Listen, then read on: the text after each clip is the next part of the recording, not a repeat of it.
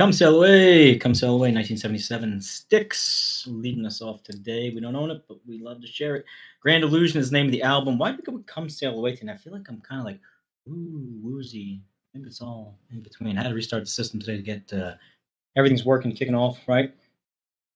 Repping my Phillies today.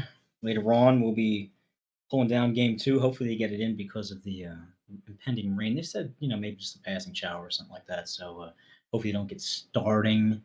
Yeah, I know. The Elf movie. I always remember, too, from that 70s show. I think Eric was a huge fan of Styx.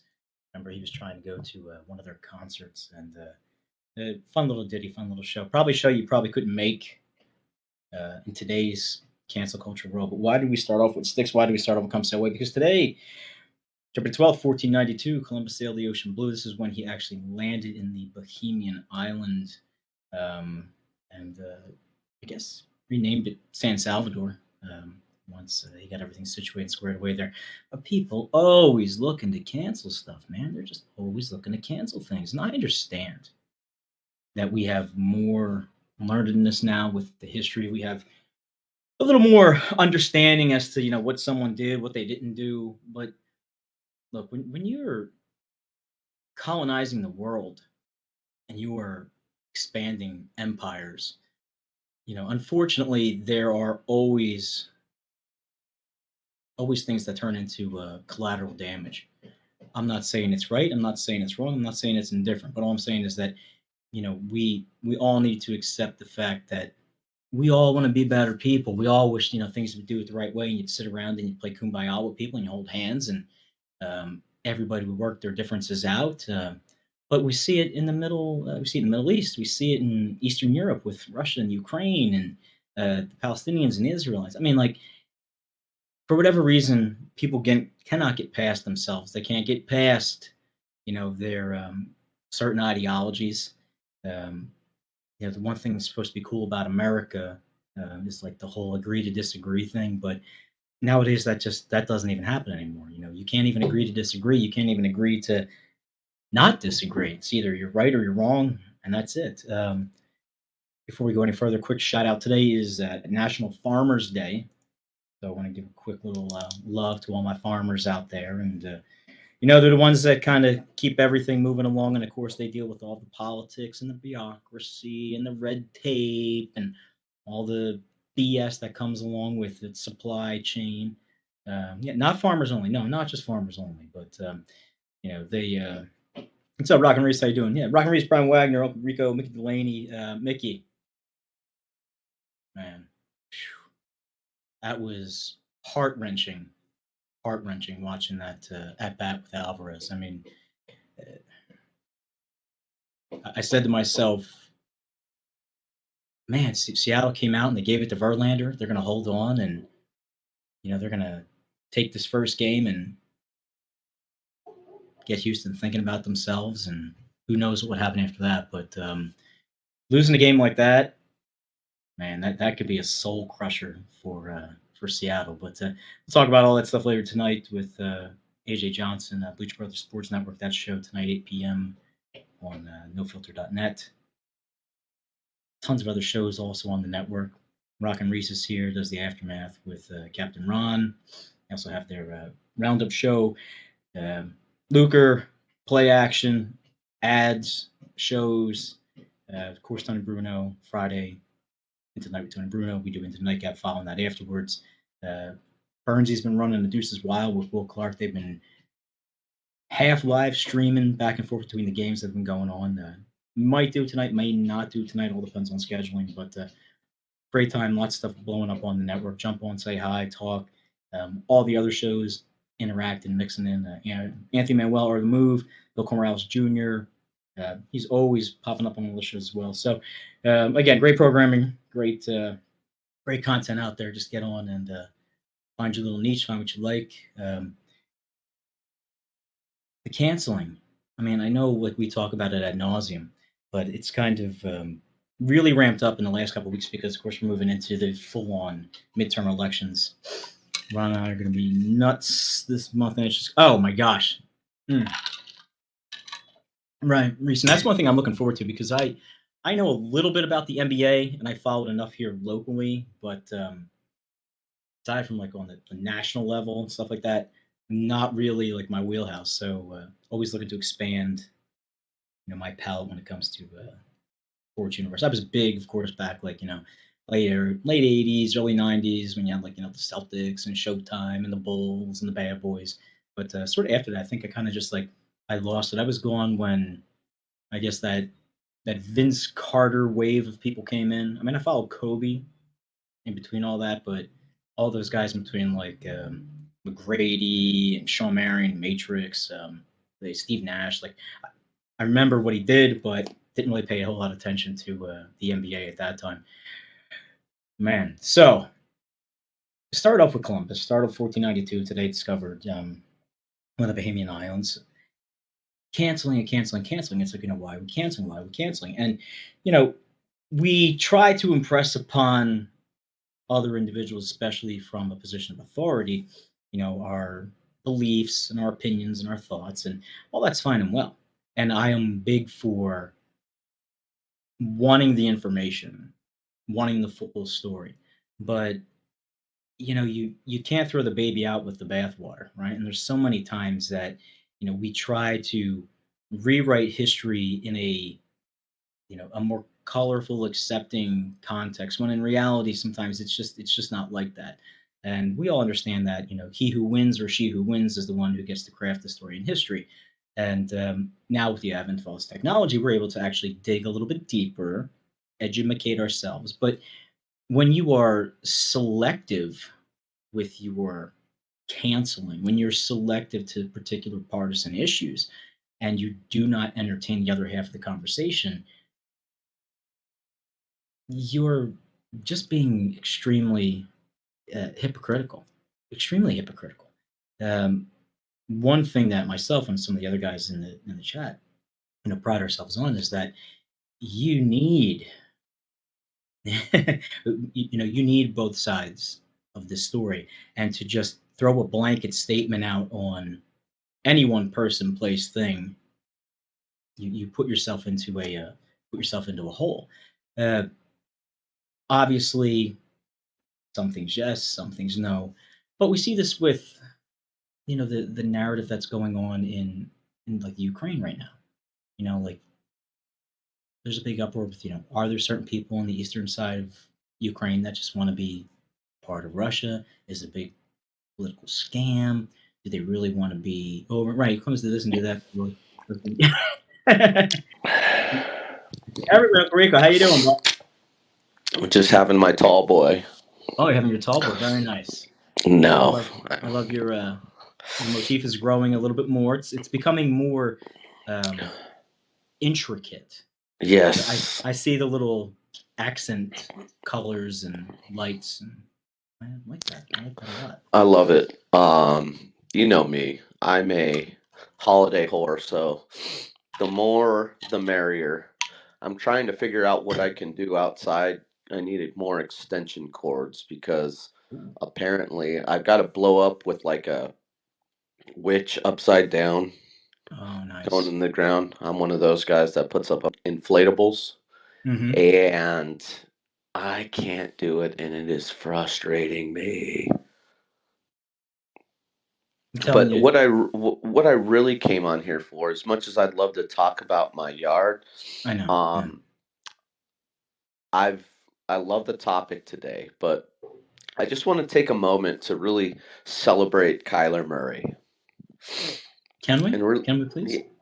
and more importantly, his bonehead slide on third down, short of the first down. Pardon me, on second down, his bonehead slide short of the first down. So the clock's still running at the end of the game. Yes. We have no timeouts. We have 22 seconds on the clock. Mm-hmm.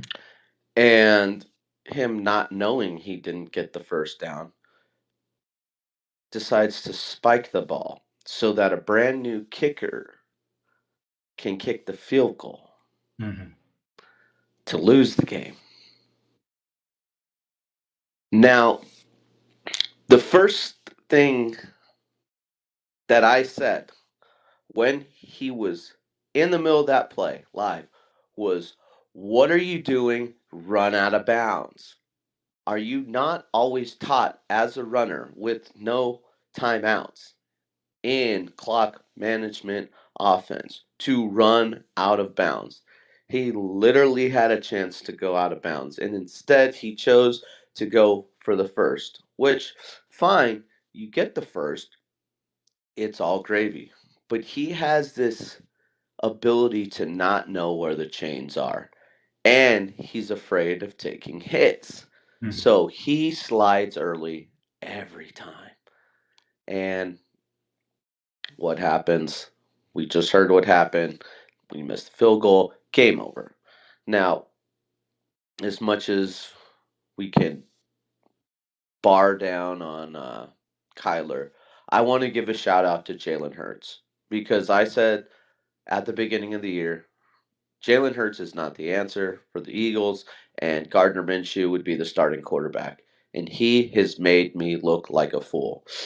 And I love it because I've been in Jalen's corner since he was at Alabama and he got his job taken by Tua.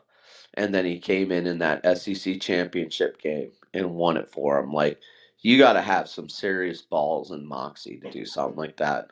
So I'm so happy for not only his success, but the Eagles. Because when the Eagles are good, football is better, I think.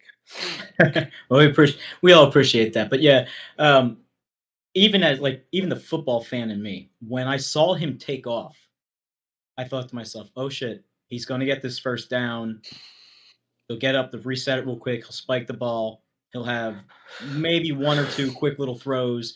If anything, maybe an out to Ertz or something like that. Just get him a little bit closer. Take the chip shot. Be done." Uh, yeah, uncanny with it because when he broke out of the backfield, I was screaming in the second and third quarter. Listen, just it's going to be Hollywood, or it's going to be Ertz, or it's going to be Murray. So just I've said, like, not put a spy on Murray, but somebody mark him. Somebody mark him. Even if you take two linebackers and you're like, listen, we're going to split the field in half. You've got this. I've got this. He's not getting into this second level. And he tore him up. It's like the Red Sea's part, and he's running through it. But to your point, uh, Jalen Hurts, right? So I was never a humongous Hurts fan like you. Yeah. I didn't think he had that. I don't know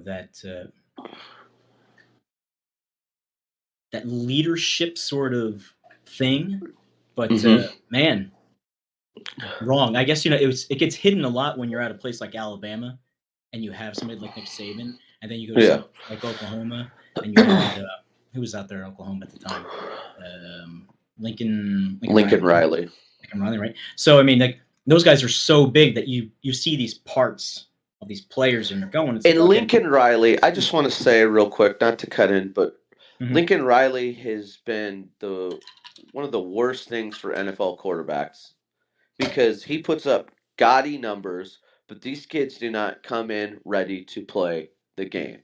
All they can do is throw up video game style numbers. right. Baker Mayfield, Heisman, he's a bum. Kyler Murray, video game. He is yet to be seen. I call him a bum because he can't make basic throws, but he's getting better. Yeah. But to your point, and my point, he does what he does and has little intricacies of the game, which is why they have a studying clause in his actual contract because he's not smart enough at that position.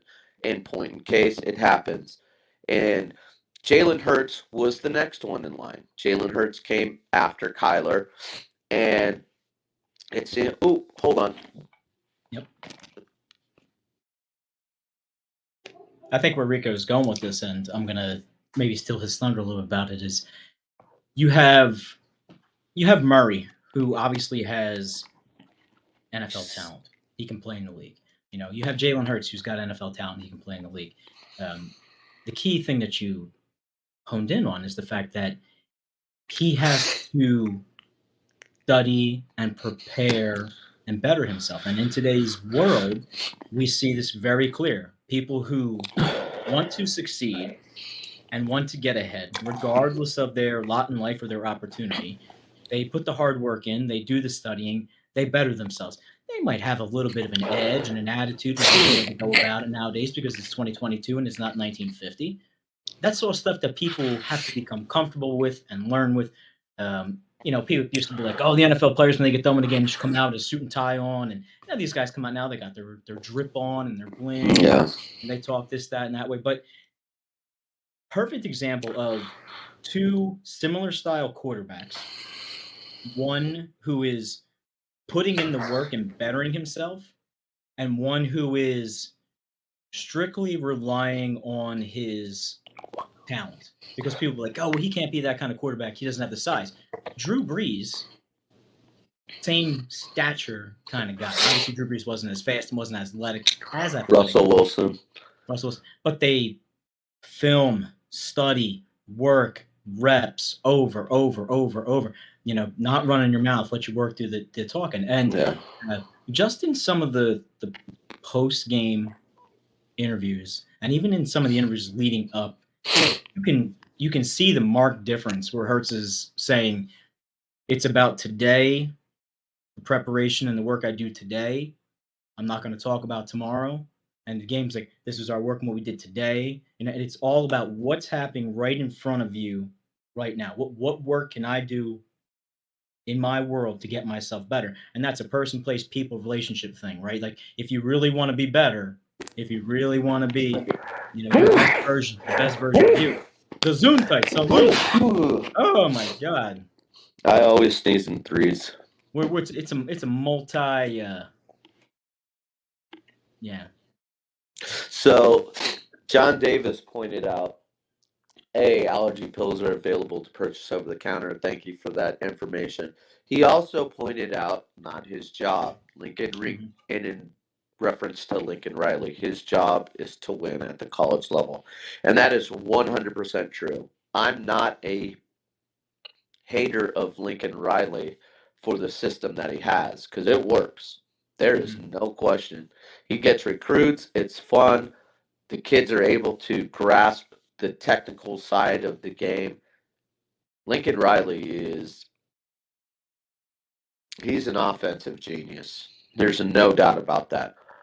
I was merely pointing out that the NFL, for some reason, thinks that his quarterbacks come in a lot more ready than they actually are. Yes, John, that is on the NFL. That was the point I was making. Yeah, and I Thank you, though. I think what you can, what else you can take from that, and to John's point about, he's doing his job. And, we see this in college football, and obviously it's a multi-billion-dollar industry, right? These guys get them in, have the recruits, have the boosters. Yeah, John made it much more succinct. Yes, he did. He put it in a little box and package, put a bow on side, have some bitch and send out the world.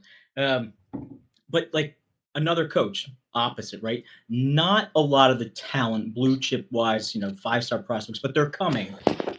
You look at was it Jacksonville State, where Dion's at, Coach Prime, and he is, from what we can see from the outside, really preparing those young men for their life and their careers after college. Along the same lines, and I'm not taking any away from. Look at what Prime did. He got the number 1 overall recruit in the country, to come to Jackson State and HBCU. And props, the HBCU used to be a powerhouse league before it was desegregated. Right. Shout out to Coach Grambling. Hoo-ah! Exactly, and that perfect segue. So, like, you see the little dust up he had with Grambling's junior, right? Ed Robinson Jr., right? Tries to come in, give him the hug or whatever. He doesn't want it, gives him a little push. Prime's like, WTF, blah, blah, blah, blah. I think what I took away from that was I know there's emotions in the game. I know there's the rivalries that go back and forth. That's all fine and well, but in that particular setting, and Reese brought it up in the chat. He said, all of this cancel culture, all this division, all of this constantly trying to have to identify that little particular nuances, it prevents learning opportunities, And in that instance, where you have a successful black coach against another successful black coach, if anything, when those two come together, you would think that there would be this mutual appreciation of like, look at all that we're doing. Look at all that we're doing and how we're able to impact and affect young men and young women's lives in a great positive manner. But yet the human element, right? The human element is still there. And that is the thing that That's what I love. that's what we constantly have to deal with and constantly struggle with. So when we make these blanket statements, when we make these blanket observations, it's like we're doing ourselves a disservice. But yet everybody who's beating the drum, you get all these people to follow along with it and not go and not question it. You can't question it. Don't ask about it. We don't more. And say, whoa, wait a minute. Well, go ahead. Yeah. Athletes are built different. People that compete are just built different than people that are pacifists and losers. It's just what it is. Mm-hmm. It's just what it is. Like the human element of the competitor is they will always be competitive, and that will trump everything. Everything.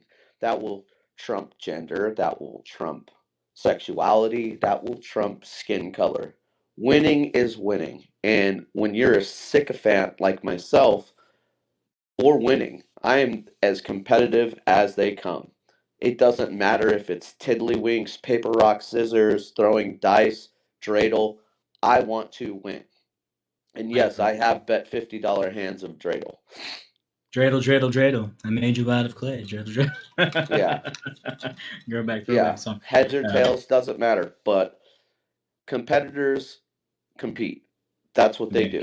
And that's their human condition. Now the pacifists, they aren't willing to do the work, and they don't have the confidence to compete because they don't see themselves as winners. They see themselves as, I have to figure out where I stand in this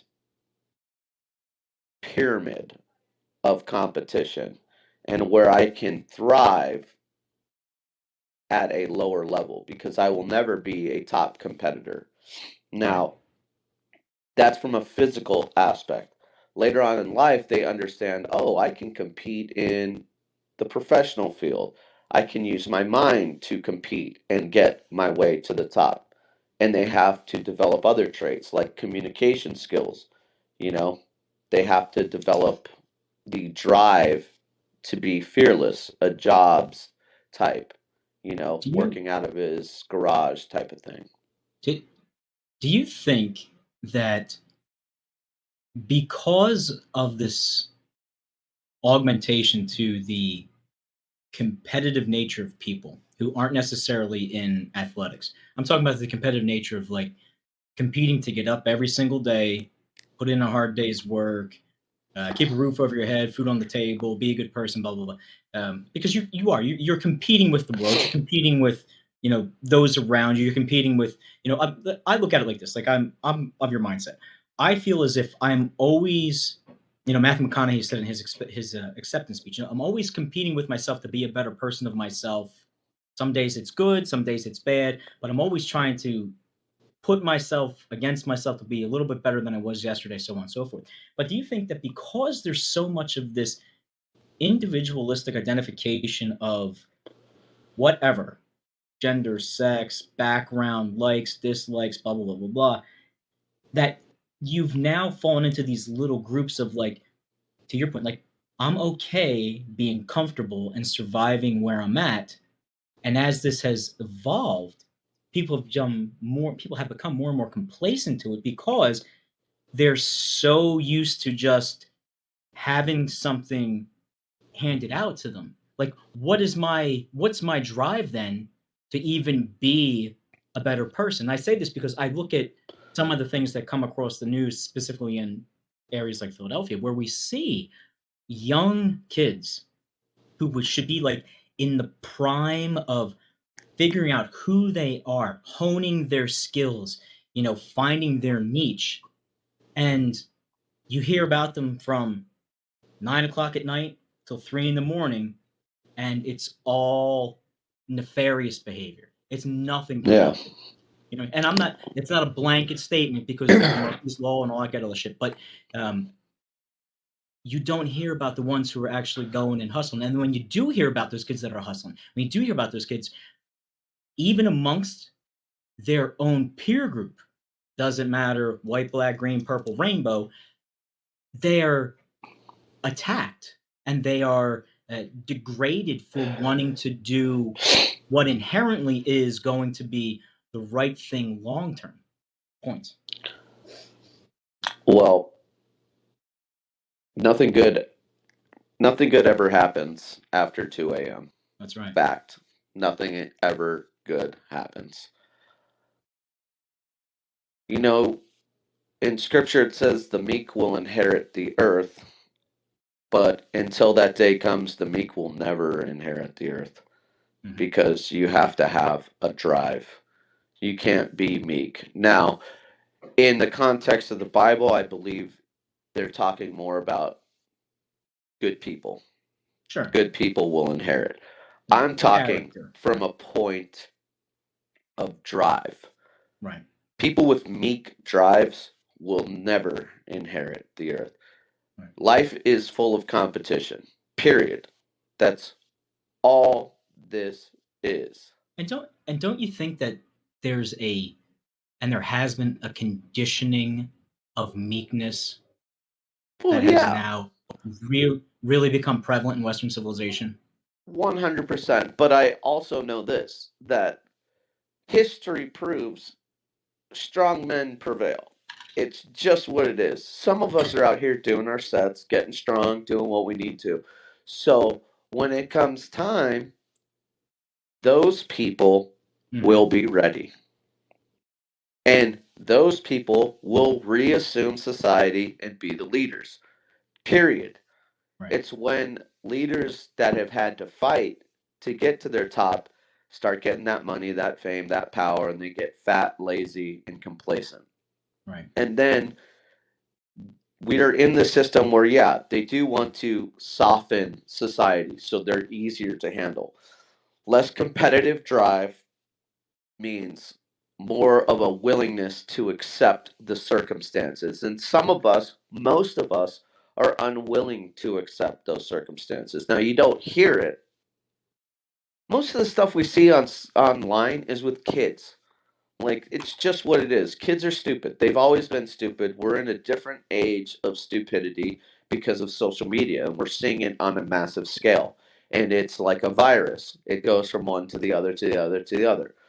And it's our job to just provide them the outlets when it comes time and they mature to recognize accountability and realize that they're no different than any of us. We made mistakes when we were younger.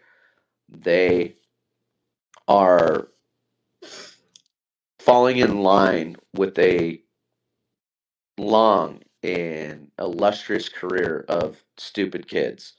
Right. Now, in terms of the undereducated thing, yes, some of them are. They are egregiously undereducated because in their minds they can play video games for a living. And they can, and some people can, right? Some people can. Or they can, which yes, they can, 100%.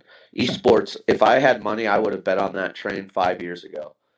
100%. Because what's it called? Dota or something like that? Yeah, it's just called electronic sports. ES. Yeah. So you can find these companies and Forbes Sports Magazine was all over it, and I'm like, fuck, if I could only just get a pile of cash together and invest in this, because if you did and you saw that trend coming, you just made a ton of cash. Unfortunately, I didn't have the money because I was too busy floundering it. But there's also the handout. generation, where they believe that there's a government that will take care of them. SSIers, as I call them. Right. They go home and see their dad, who's on SSI, sitting around eating Hot Pockets and playing video games all day. And they're like, well, why the hell would I want to go to school? All I want to do is play video games.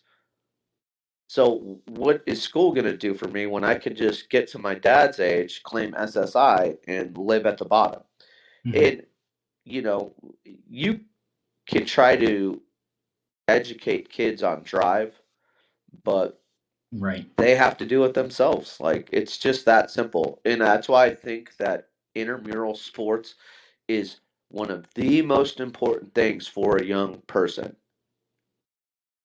Intramurals and after school activities like Mhm. student council, like speech and debate, any form of competition, whether you're using your physical gifts or your mental gifts, to understand the concept of winning. Because purple participation ribbon bullshit is never going to be professed by a winning nation. Not here, not abroad. And we can try to be inclusive to everybody, but there's always going to be somebody left out. If you do the purple participation ribbon BS, then you're leaving out the kids at the top that earn that spot at the top. If you give trophies out first place, second, third, you're leaving out the kids at the bottom that didn't earn it. Oh well. Oh effing well. It's like the schools in New York and California and some of these other places that are getting rid of their higher education programs because they are afraid that they are hurting the feelings of the stupid kids in the class that aren't allowed to be at that top level of education. We want to make an inclusive curriculum for everybody so everybody has this. Nah, nah. That's like saying no such thing as a varsity, junior varsity, freshman football team. Mhm. Everybody is good. Everybody can play at the same level, and we're going to let everybody play equally. And what happens? These other teams that compete go out there and kick the shit out of these teams, and the ninth graders go up against some grown ass seniors, get the crap kicked out of them, and never want to play again because they are ill prepared for that competition. That's why it is good to separate those teams, those classes, those education standards, and let people work to move up the chain. It's how it's always been, it's how it's always will be. So when I hear all this white noise about, you know, Mhm. all inclusive everything, I'm like, you guys can spout that. The winners are going to do what we do in quiet, and we will never withdraw. Okay. I Okay. was a finger painting a drumstick. Yeah, yeah, exactly. Light on the stem, exactly. um, to Rico's point, right? So I feel that children, when you're younger, right, they're just inherently inquisitive, right? They want to know, they want to learn, they want to better themselves. They'll sit there and they'll color and color and color and they'll build and build and build. And sure, there's creativity in it, but when you give them a puzzle or you give them something that has some sort of form and function or it's a recipe or whatnot, they'll keep perfecting it to the best of their ability over and over and over. They have this innate desire to want to master a skill and move on, master a skill, move on, master a skill, move on. Um, the issue that I have that we face in today's world is this idea that yes, exactly, and that's exactly where I'm going, John. Right? They teach for the test, right? So you have a particular group of individuals, and it's multilateral across all sorts of genres, backgrounds, subject matters, who they're giving this message to you, or they're disseminating it to the kids, the younger generation, whomever it is, saying, we only want you to know this much. This is all you need to know. You need to know this for the test. You need to know this in order to accomplish task A, task B, and task C. don't worry yourself with all these other tasks over here. That's for someone else. Don't worry about where the message is coming from. Don't worry about why the message is being formed and shaped and packaged and delivered in this particular manner. All we want you to do is stay in your little bubble, learn what you need to learn, move on. And we really have to think about this message that is being given, this message of non-competitiveness, complacency, being taken care of, never having to step outside of your comfort zone because it may challenge you. It may force you to do something that you don't like to do. And I'm not saying you got to do something illegal and all that kind of bullshit. But what I'm saying is that you should challenge yourself. I mean, we hear about university professors who are too hard and they're getting fired. I mean, the whole point of education, point of learning, the whole point of bettering oneself is to have that challenge, to grow. I mean, we can all sit there and do cookie cutter shit all day. That's all fine and well. Oh, yeah. But it's those innovators who step outside of that box who are like, no, you know what?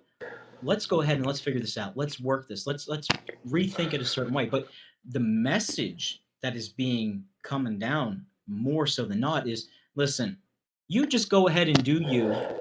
Don't try to do anything above and beyond. And this is very damaging because when you teach that from a very young age, right? So kids get out, they want to learn. My kids who are young, they want to learn. They teach them everything, show them everything. How does this work? Blah, blah. Kids, young individuals want to learn. There's a need for knowledge in younger kids. And then they get to this point, right? They get to this point where they're now formally in a system where they're hearing something over and over and over. And it's, to John's point, all you need to know is chapters 1 through 2, questions 15 to 16 for the test. That's all you need to know. Then you're okay. So there's no motivation for them to do anything else outside of that.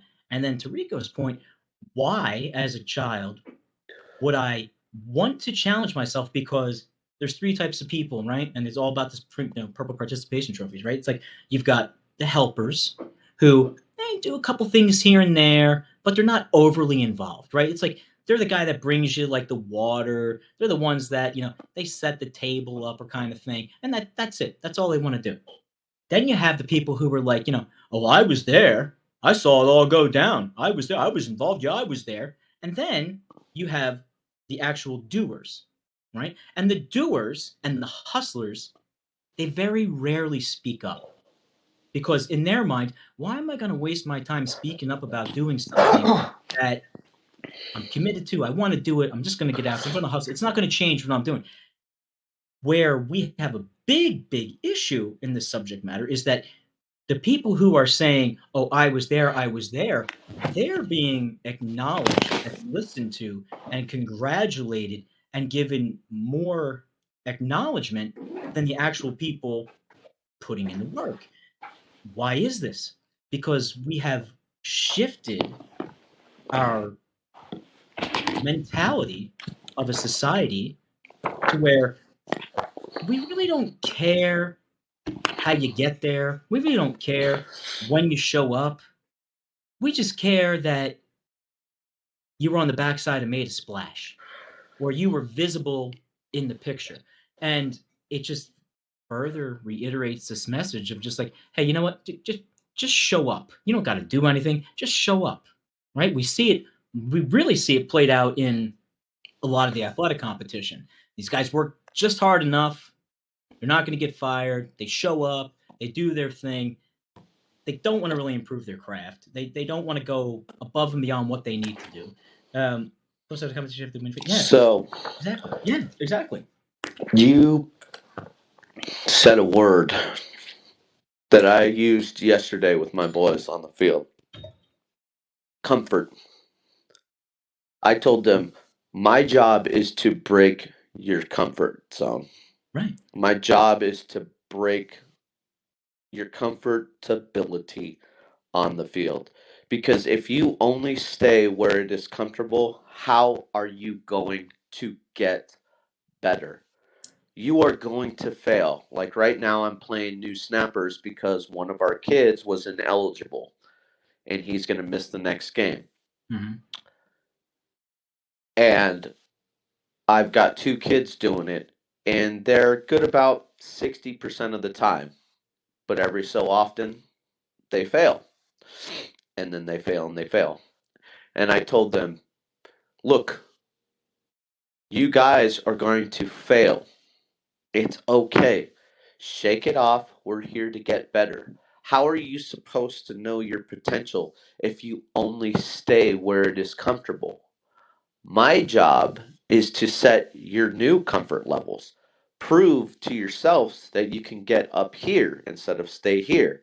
And then when you get comfortable up here, you push further. That is your new standard. So let's change our standards. I wrote a playbook for Ooh. these guys yesterday. And I said, we're going to do a new formation. We're going to a spread offense so we can use misdirection. And you guys are going to make mistakes where you're supposed to be, how it's supposed to look, and I'm going to tell you where to go. And we're going to do this over and over until you guys can get it in your heads how to do it. And then you are going to go from not even knowing this offense to being able to run it blindfolded. So your comfort was with this new offense, I don't know what I'm doing. Maybe I should just give up or just kind of walk around. Or you can try it, see how fun it is, see how innovative it is, and Mm-hmm. see how successful we will be. And your new comfort level will be here because you just acquired all of that knowledge and you went through all the highs and lows of failing. You know, John Davis said, "Get the flip side of competition is you have to win or you're a failure." I preach failing. I love failing because failing is how you get better. Iron sharpens iron. And I tell them, you have to fail to get better, period. Like, you cannot go through life without failing. You got to lose to learn how to win, right? I mean, Steven Tyler, Hmm. right? You said it, right? Yeah. Yeah, they're afraid. They're afraid, right? Because people have never been There's shown how. no easy way out. Dun, dun, It's it's dun, like dun, dun, dun, dun. I There's love. no easy way out. Sorry, I'll tell you. I'll tell you my Rocky. little thing. Being uncomfortable, right? That's it's a good thing because you're really learning your limits, right? I always tell people that if you're comfortable in whatever it is that you're doing, you become numb. There's something to the Pink Floyd song, right? You become really desensitized to what's going around with you. You're just sitting there. You kind of turn into Comfortably this. numb. You go through these motions, and it's sustainable to a point, but you're never going to.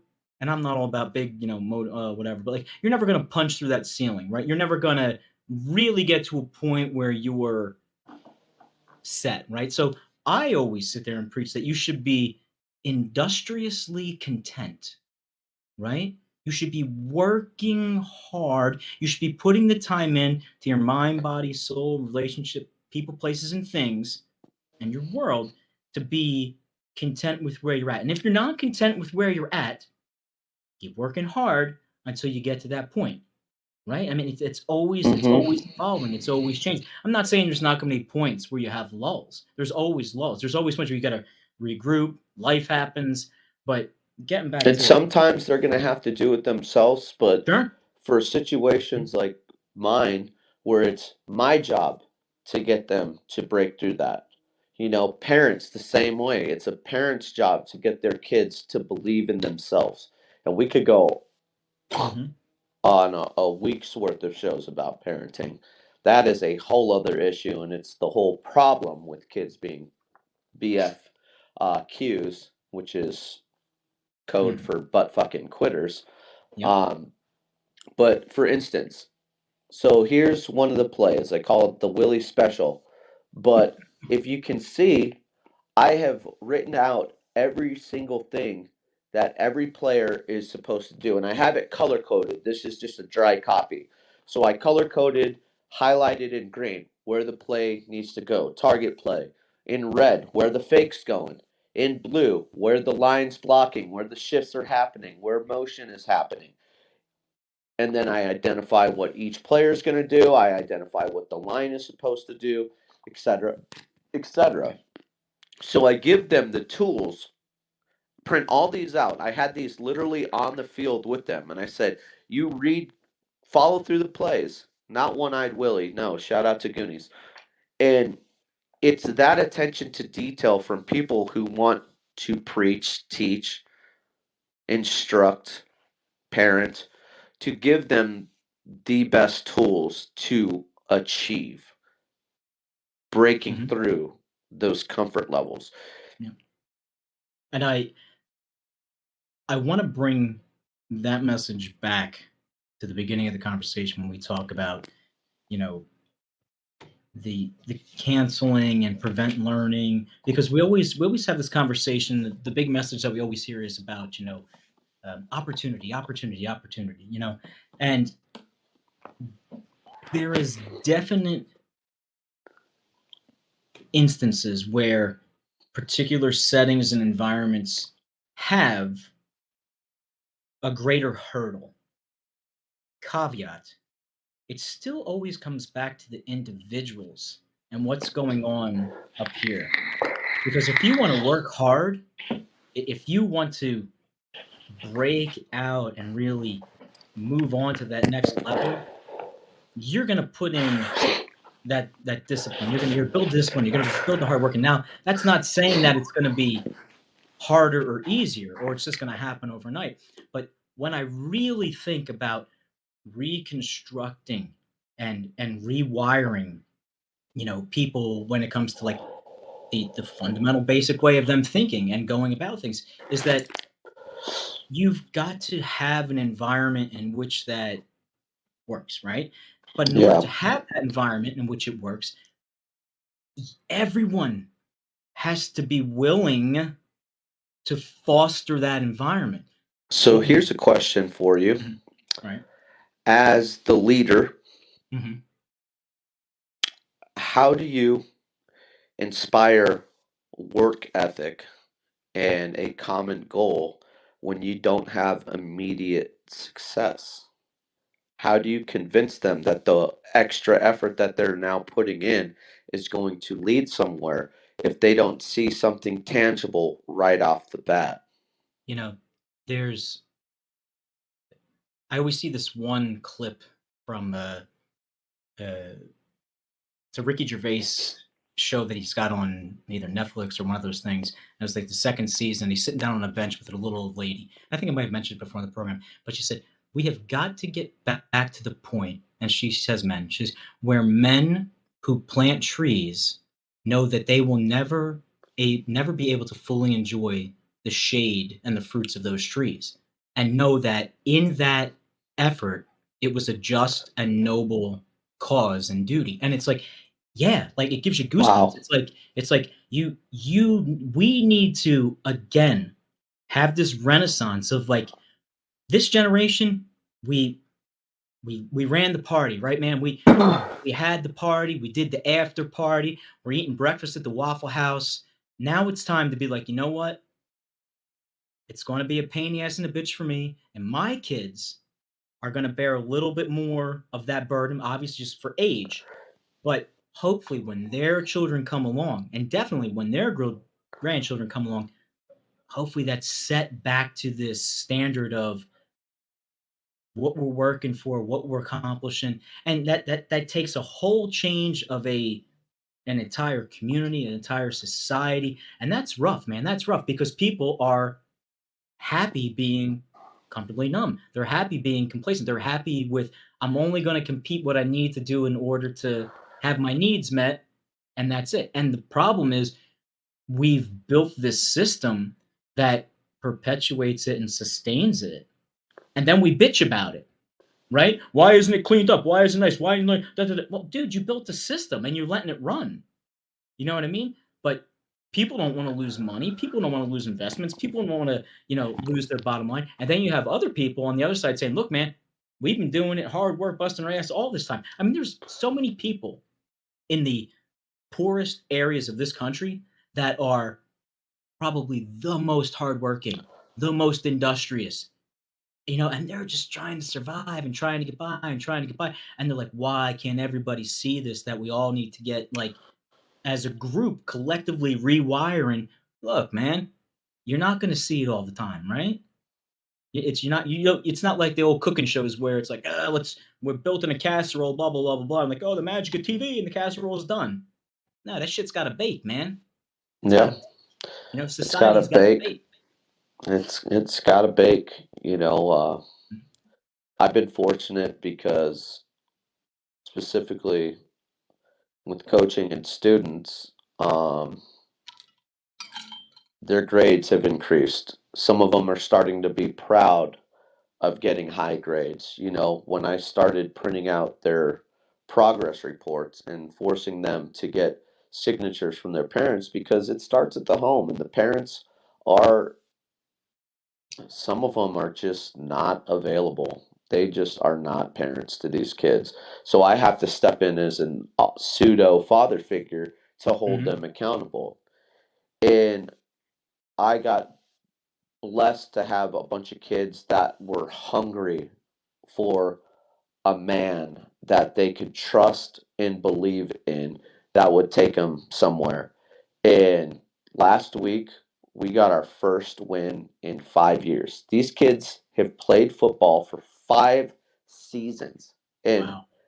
never scraped more than 2 touchdowns a game. Mm-hmm. That was their benchmark. Mm-hmm. Had never won, and I was able to join as a puzzle piece because they like to give Coach C a lot of praise, Coach Cochran a lot of praise, and I say, you guys did the work. And Coach Want, who's the other head coach, I said, he's been with you guys through the Yeah. hard times. So don't put any extra love on me because I come in and we have success, because it takes more to endure the hard times and reach there. I've been fortunate that you guys came hungry. And yes, we've run some different concepts and done some different things. I'm a piece of the puzzle. But for them to get that victory has shot up their efforts. Now they see, now they believe. Mm-hmm. And to their credit, 5 seasons, they kept coming out because they loved the work, they loved the process, they loved the game. So Mm-hmm. I guess the individual has to find the love in the process. The teachers have to find a way to harness that love and make it fun, make them to want to continue to work and trust the process and inspire. And we can all do that in our individual day-to-day lives. That what you said, that lady said, that quote, I mean, Mm-hmm. yeah, that was chills.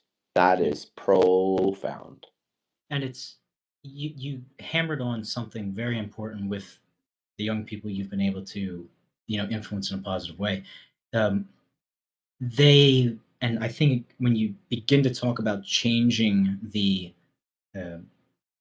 changing the society, changing the mindset, changing the direction, right? I think it really does go back to, we always want to give opportunity. We always want to empower people. We always want to be, you know, inclusive of individuals. That is a wonderful concept, right? But in the actual application of that theory, you have to develop through your hard work, through your discipline, this, I call it like a pure pride, a pride in ownership of what you're doing. Like those Yep. kids owned what they did. They felt proud about it. And obviously, and always, like anything in life, the wonderful, yin yang opposite, this, that, and the other thing. Like too much pride, you become arrogant. Yeah. You In terms become of, yeah. go ahead. Sorry. No, I and was, I just feel that, you know, when you really empower someone, when you really give them opportunity, then you give them the avenue to be proud of themselves and their work and the results. And that's infectious, man. mm-hmm. That is fucking infectious. That stuff, like, that's why you have teams that, like, you look at them and you're like, man, there's no way these guys should be doing what they're doing. Yeah. They're out kicking their coverage, like, and it's like, listen, there's something to this energy and this vibe and this mojo, and they might not get to the top of the mountain, but they weren't supposed to be there on paper to begin with. It's like, but that Yeah. makes me That feel win was good. their Super Bowl. The way Yeah. they celebrated on the ride home, and, Oh you know, yeah. in terms of inclusivity only only goes as far as the opportunity. Okay? Hmm. Everybody is included. Right. The finish line is not inclusive. You either Right. do the work or you don't. On my teams, everybody gets a shot. You put in effort, you show me heart, you don't mouth off, you do the work, you're on the team. You're Right. playing. You are part of this team. You don't get to come for the ride. Point in case, I had to tell a kid to hit the showers yesterday. Rolled his Hmm. eyes, wanted to walk on a lap that I made him run. And I'm like, you're that attitude, not helping the team. Go hit it. Right. Boom. And he went, you know, and we have girls on our team, straight girls, LGBTQ girls. We have kids with mental disabilities. One of our kids he's got handicaps of sorts. He's got more heart and more effort than 99% of the team. Sure. And he gets creamed and he gets up. And I'm like, look at him, you guys. When you wanna be licking your wounds, he gets up every single time, never pouts, and is always so happy. He is so happy to be a part of this team. It's so inspirational to see this kid's growth and just the pride he takes as being a part of this team.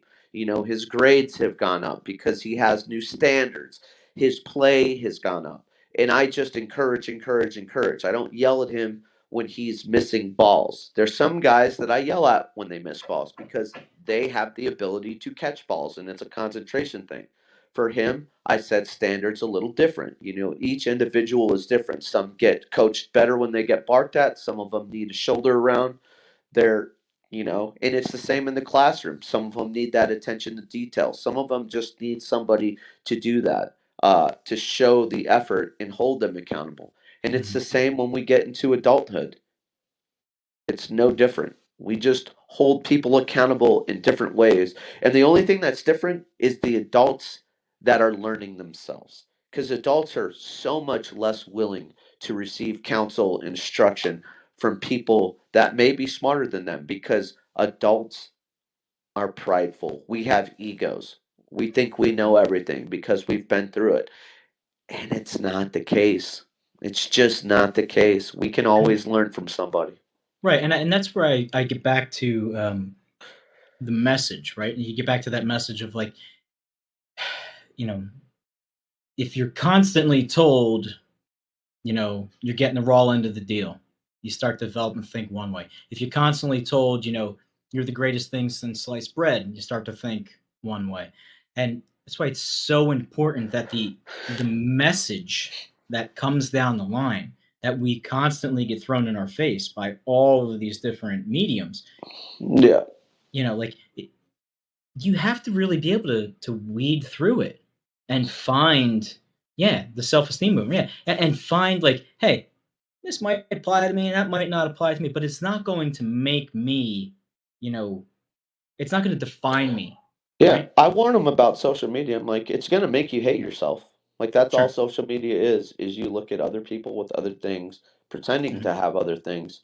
Do you guys know that there's supermodels, quote unquote, when they're just actual basic bitches who pay tens of thousands of dollars to take pictures on private jets? They're not jet setting around the world. Just because they're sitting in a private jet doesn't mean that they have this life. Okay? So don't buy into that system. Well, that's exactly what my rap thing with it is like, it doesn't matter this mentality because you've seen it in both places, right? You've seen the hard work industrious kid in the ghetto, and you've seen the lazy entitled ass on the trust fund end, right? And then obviously Mm-hmm. you've seen the opposite of it, right? So it comes back down to John's point, to Brian's point, to Reese's point. It's like it's that individual taking all of this in and then saying, yeah, the Social Dilemma documentary, great. Yeah, Yeah, everything should see that movie. Absolutely. Um, absolutely. you know, you we're living like we are right now in that moment of what you see in social media, what people think is really popular. That's how they interpret the world. That's how they think the world is going to be, how it's going to go. I'm going to make a couple videos, I'm going to post it on YouTube or Snapchat or TikTok, whatever the hell it is, and I'm going to get 15-minute Insta famous. I have all this money rolling in. I'm going to be like Mr. Beast. I'm going to be like all these other guys who are out there, being able Some to. of them, yeah, some of them are like that. A lot Yeah, of them just want to feel community. yeah, That's what it's they want to feel acceptance for their quirks or their, you know, it's a huge epidemic, the amount of self-diagnoses with mental illnesses in youth on social media. They all think they have something, they all think they know what it is, and then they go into these chat rooms and start talking about it, and it becomes unhealthy. mhm, They start telling people how to do things, how to be the best ways to kill themselves or the best ways to be bulimic or anorexic, yeah. you know, the best ways to the best ways to. And Yeah, that's on yeah, all yeah, ends, yeah. Take advantage. that's Take advantage of the system. Take advantage of people. Hide your, whatever's it's the going same on. and it's no different than, Democrats and Republicans and people with faith and people that are atheist and you go there to get a sense of community. But what they don't realize is that because they're nameless, faceless people, do these nameless, faceless people have their best interest in mind, or is it all about their own personal agenda and their personal affirmation? They don't go there to help people, most people. There are Right. some people and individuals that go online because they want to help, but Sure. 90% of them want to go because they need self affirmation and their own personal agendas. And when you are all about yourself, how are you supposed to help others? Amen. So, and I'm going to leave everybody with this question, our food for thought for the day as we go. Um, do you think, getting back to Columbus and the cancel culture, and just using that as a little stepping stone, do you find that the more and more that we take away from individuals and we try to blend so much that there's this like perverse identification, there's this perverse nuance of I really don't know who I am. I have nothing to hang my hat on. So I'm going to try this. I'm going to try this. I'm going to try this. I'm going to try this. I'm going to identify, this mental health issue, that mental health issue. And to your point, is that like we have now created this mixed soup of, unfortunately, just, you know what? I'm just going to be whatever I want to be. Screw it. I'm going to be complacent to whatever's going on. And somebody somewhere will take care of me. I really don't want to overthink it. I'm not going to really, do anything more than I have to. And I feel like, we always read these, you know, far-fetched, sci-fi novels, the utopians, and it's like you're just creating little by little this group of individuals who are just like you're going to walk around in a gray or silver robe, fall in line, get your tray with your meal, sit down, watch your information. Like they're just so That's fine. autonomous. Let them. Let them. That's their choice. You know what I mean? Like, it's frustrating. But one thing I've learned is I can't control what I can't control. I can't control people's actions, how they feel, what they No, do. I can help, but the us, we will never do that, and we will be fine. In terms of Columbus Day, it should never be canceled. It should be recognized. Maybe not celebrated as much as it's been in the past, but I mean, if he didn't get here, it wouldn't have set that first pebble in motion to be where we are today. So Right. that can't be understated. I do think that we could add like after an Indigenous Peoples Day to give everybody the understanding and context of some of the other stuff that happened. Right. But we don't need to erase it. And people that want to celebrate Columbus Day can celebrate it. And people that want to understand some of Native American history can understand that. And then that can be a day for Native Americans to be not only prideful about, but not feeling like they're pulling away from Columbus Day. Like Right. not being, because they don't like canceling. I hate to break it to you, white people, Mm-hmm. Native Americans don't like canceling. They do not like it. They don't. 90% of them, and I can only speak for Arizona Native Americans because I haven't been much outside of the other places. But here, they don't like it. They think it's stupid and silly, and they go, white people. Yeah. Just white people being white people, canceling more stuff. What's new? That's There's what they say. White people being white people, canceling more stuff. I'd much rather, and I'm all for, give me the full story, give me the truth. I understand all that part.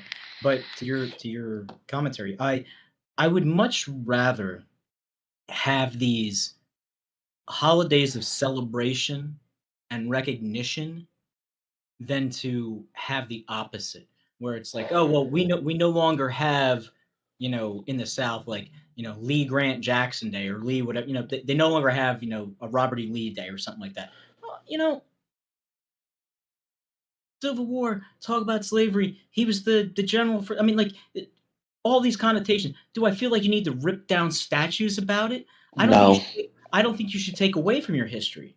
I think that if anything, you use that as an example of like we don't want to go back Yeah. to this. Was Columbus giving smallpox blankets to Native Americans? No, No, no, no, he wasn't. He came, no.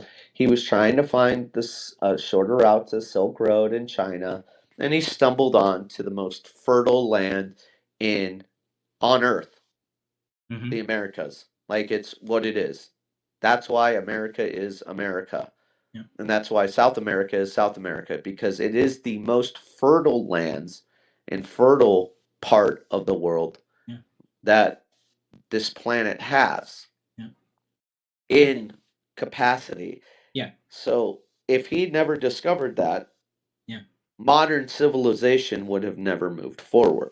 Right. It's like, like anytime there's that catalyst that sets anything in motion, right? Sometimes it's good, sometimes it's bad. Sometimes, what do they always say? Like you have to have, unfortunately, a lot of times a tragedy before you have this, this epiphany and this awakening of, hey, let's all get back on the same page. Let's all really, wheel it in. Like you figure if nobody says if this is going way out of line here, but like Archduke Ferdinand, right? That guy's not assassinated, and it doesn't kick off World War I. Where are we as a society? How much slower, faster would we or would we not have evolved? Like where like it woke people up around the world. It woke people around the world to be like, yo, this is our world, our life, our legacy, our civilization. Like, so yeah, it sucks. Like nothing in the beginning is ever perfect. And usually if it is perfect, you find out later on, "Oh, well, you could change this, do this, move this, do that." But you always have to have a starting point. Sometimes it's perfect, sometimes it's not perfect. But to just erase it and think like, oh, it never happened, or we can't even acknowledge it. No, I think you do yourself a disservice, man. I think you do yourself a disservice. Yep. Can't erase history. Can't erase history. All right, everybody. I want to thank you all for joining in today. It was a great little program. I'll be on later tonight with AJ Johnson, Bleach Bros Sport Network, 8 p.m., nofilter.net. I want to thank Brian Wagner, John Davis, Reese, rockin' Reese out there. Mickey Delaney, thanks for listening. And I don't know if me get your take on this real quick before we go. That walk-off home run for the Astros versus the Mariners, did that end their season? The Mariners done now. Did you see what happened or no? Yeah. I don't think it is quite the end of the Mariners' tale because they've had a season unlike any they've had in, the past decade, probably 21 years, 15, right? 22 decades. 21 years. Yeah. Yeah. So I don't think that a walk-off home run is going to be the end of them. But the Astros are the Astros. I picked the Astros to win at the beginning. So Yeah. All right, everybody. shout out Thank to you all Nick for jumping on. Sirianni. Shout out to Nick Sirianni and his system Yeah. with Jalen Hurts Hey. because that can't go unsaid. He has molded his offense in the light of Jalen Hurts and has figured out how to get the best out of that guy. And Jalen Hurts has Yeah. become a great passer in that Yeah. system. He He's hits learning. He's his growing. marks. He's growing, and Yep. those two together look like a tandem that could be.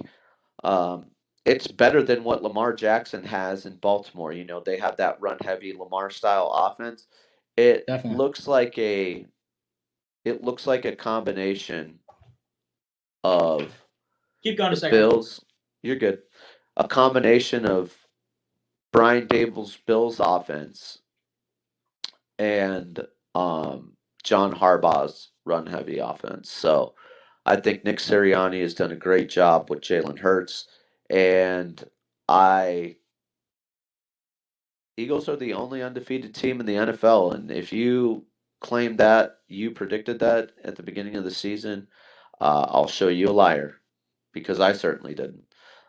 But thank you for Double D for having me on. Thank you for the No Filter Network outfit for coming out in such strong numbers once again. I will turn it back over to the Double D. I love you, bro. Thanks, man. Yeah, it's great. Sirianni talking about, pride and growing and all that stuff. I mean, he realized, he couldn't do head coaching duty and play calling.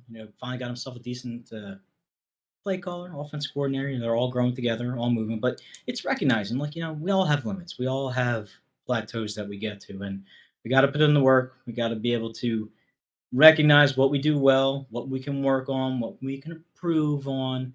And it's across all avenues of our life.